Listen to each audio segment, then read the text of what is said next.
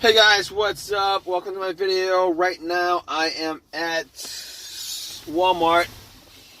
I went to Walmart to get something, and I was in there for no more than 15 minutes. I came back out, and guess what? My car is dead at this point. Car's dead at this point. It's not 100% dead. It's just that I can't get it to start. It's not starting on me. I can't get it to crank. Everything else works in the car. Everything else works in the car. All the lights work on the dash. Radio works. Heat doesn't work, but the blower motor works. Everything works. Even the alarm works, but I can't get the car to crank. It's just nothing. I hear a click. It doesn't crank. I hear a click, but it doesn't crank. So I was thinking maybe it was the battery that was the issue. So what I did was I actually turned on the headlights, went out, checked it out. It's nighttime. It's bright. Those headlights are bright. So I was thinking, maybe it's the headlights? I don't know. Maybe it's the battery or whatever, not the headlights, but the battery. So I was like, maybe it's the battery that's the problem. I was thinking to myself, I don't know. So I actually, popped the hood, checked out the battery, looked at the terminals. The terminals look pretty dirty. So I actually took out a wrench set, took the terminals off the battery, took a wire brush, cleaned it off, popped it in. I cleaned up the terminals pretty good. Terminals and the cables. Cleaned them up pretty good, popped it in, and went back into my car, tried to start it. It didn't start. And that was like the 15th time I tried starting it. So I'm like, okay, it's probably not the terminals that's causing it. I went and checked the ground wire. The ground wire looks good. Probably not that issue. But I did go back to Walgreens. Got a can of Coke and pretty much poured Coke on the terminals and the ground. Try to start up, nothing. So at that point, it wasn't the terminals or anything like that. I had to ask somebody to give me a jump. They jumped it. They put the cables on. I tried to crank the car, nothing. So basically, I had them put it on and put it on the battery and waited 5 minutes, 3 minutes, whatever. Try to crank it, nothing. So at that point, I knew it wasn't the battery. I knew 100% it wasn't the battery. My other thought was maybe it's the alternator, but I didn't leave my car running. I didn't leave my car running at all, so I don't think it was the alternator that was the issue.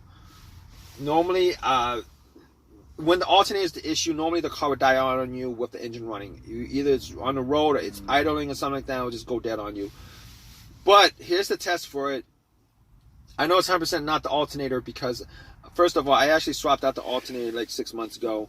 And I know it's not the alternator because I actually did, once another power source like cables from another car is put on the battery, if it was the alternator, the car would turn on. Once you take the cables off, the car would die out. At that point, you know that it's the alternator that's the issue. Did not happen here because I didn't hear a crank. The car didn't crank up, didn't turn on. None of that happened. So at that point, I knew for 100% fact that it was not the alternator or the battery or any of the terminals. I could, all that stuff I could eliminate. So at this point, I was thinking to myself, what else could it be?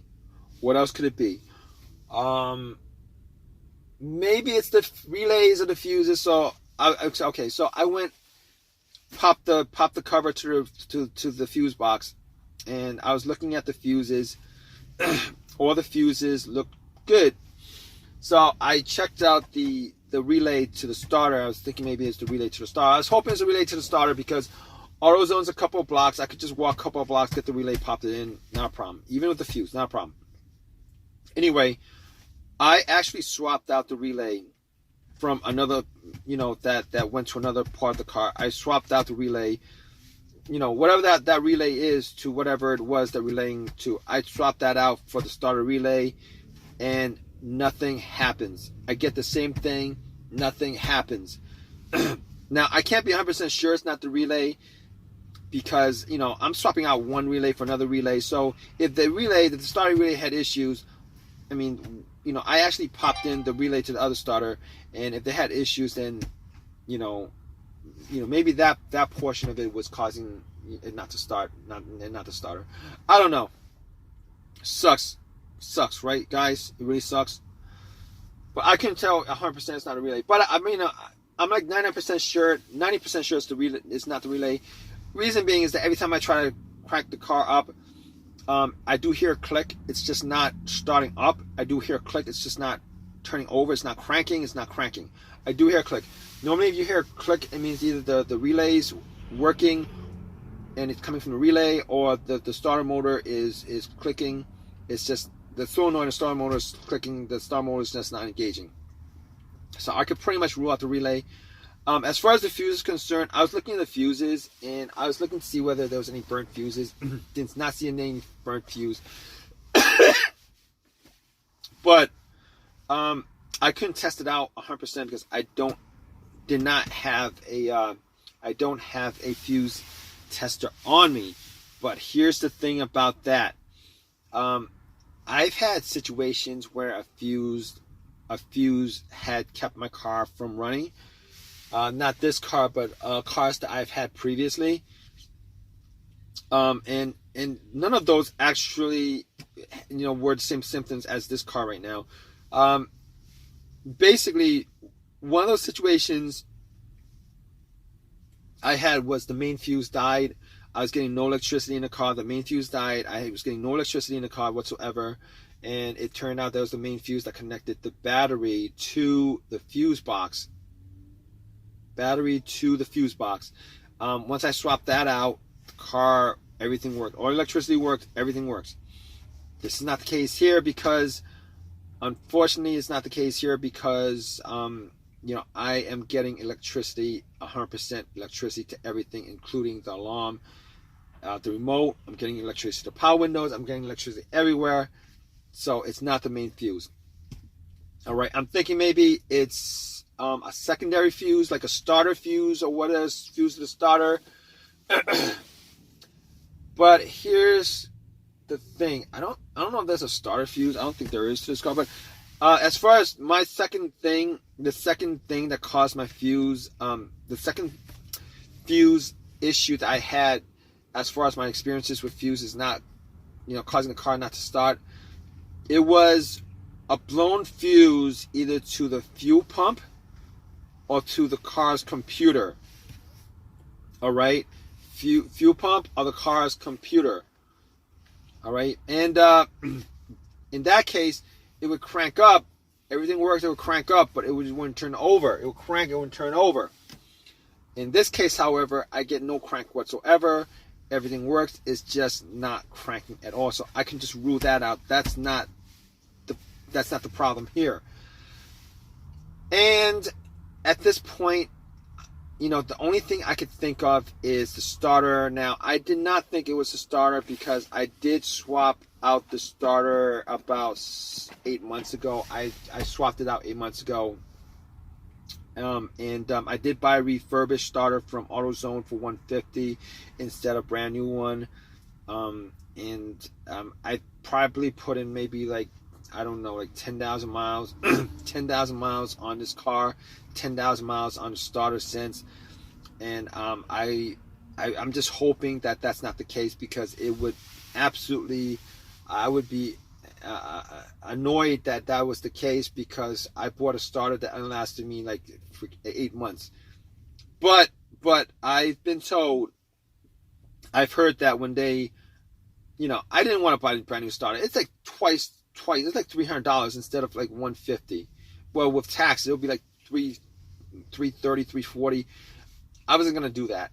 And then both these starters are 100% warranted, like lifetime warranted or whatever.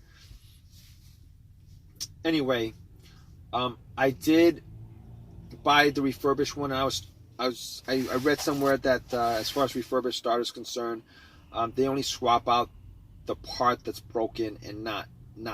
They don't actually replace or any of the major parts. They only replace the part that's broken.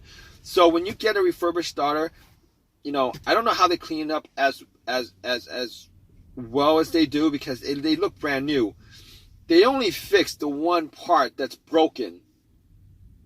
They only fixed that one part that's broken, and the rest of the starter or the alternator or whatever that's refurbished has, 99%, has whatever the mileage that was on the car when that starter was given to them, when the core of the starter was given to them.